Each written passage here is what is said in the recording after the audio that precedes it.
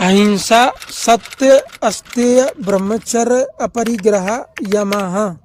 इस सूत्र में ऋषि यम के बारे में बताते हैं कि यम का पालन करने से साधक के अंदर शारीरिक और मानसिक स्थिरता प्राप्त होती है और समाज में वह नैतिकता के रूप में और आध्यात्मिक उन्नति में सहायक होता है।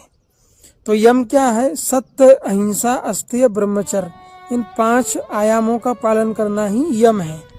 सत्य वस्तु है आत्मा, उस आत्म तत्व को जानने के लिए ध्यान करना, साधना के अंग प्रत्यंगों का पालन करना यम है। तो अस्तेय का अर्थ होता है चोरी या छिपाव, सत्य ही बोलना, जो आपकी योग में स्थिति है उसी को व्यक्त करना, या भाम सामाजिक व्यवहार में जो वस्तुएं या चीजें हैं, जो चीजें आपकी नहीं है उसको लेकर के भी सत्य बोलना।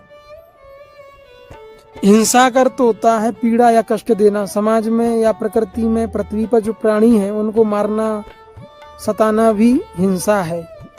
लेकिन महर्षि यहाँ अहिंसा का अर्थ बताते हैं कि जो जीवात्मा तीनों गुणों के अधीन है, तमोगुण, रजोगुण, सत्वगुण के अधीन है, उसको तीनों गुणों से मुक्त करके परमात्मा स्वरूप में स्थिति देना ही विशुद्ध अहिंसा है।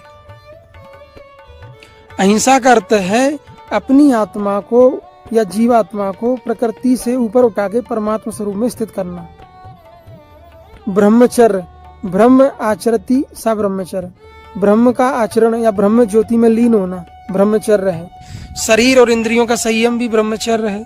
मन को भाम, विषय, शब्द, स्पर्श, रूप, रस, गंध से हटा के परमात्मा या ईश्वर के चिंतन में लगाना भी ब्रह्मचर्य है। ब्रह्म जो परमात्मा है उसमें चित्त को लगाना, परमात्मा के नाम, रूप, गुण आदि में चित्त को लगाना भी ब्रह्मचर्य है। अपरिग्रह, परिग्रह का अर्थ होता है संग्रह, स्वार्थ की दृष्टि से प्राकृतिक वस्तुओं का अधिक संग्रह करना, उसमें संकल्प विकल्प करना परिग्रह है। जितना साधना में सहायक है उतना ही आहार लेना, उतनी ही वस्तुओं का संचय करना भी अपरिग्रह है। लेकिन महर्षि पतंजलि यहाँ अपरिग्रह का अर्थ बताते हैं कि कर्म से अर्जित जो सूक्ष्म संस्कार हैं उनको चित्त में इकट्ठा करना परिग्रह है।